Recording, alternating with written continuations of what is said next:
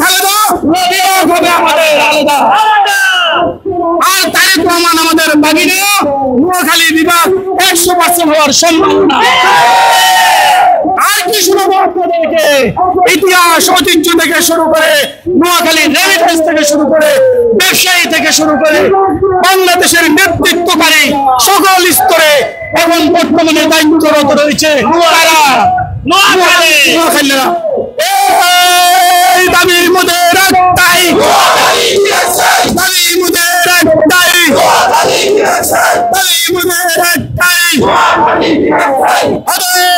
আজ এই আন্দোলনের আতুরঘর শাহবাগ চত্বর থেকে সারা বাংলাদেশকে জানিয়ে দিতে চাই, যার সমুদ্র রয়েছে তার কিচ্ছু লাগে না। এই সমুদ্র দিয়ে সারা বিশ্বে বাংলাদেশের পাশাপাশি নোয়াখালীকে চিনবে। বিশ্বের যেখানে যান, আপনি যদি বলেন আমি বাংলাদেশি, সে বলবে এটা কি নোয়াখালীর দেশ নাকি?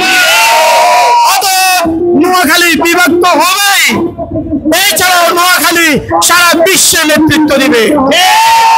তাই আজ নোয়াখালীর বীর সন্তানেরা যেই শাহবাগ চত্বর থেকে জুলাই আন্দোলন সফল হয়েছে, সেই শাহবাগ চত্বর থেকে নোয়াখালী বিভাগের আন্দোলন সফল হবে ইনশাআল্লাহ।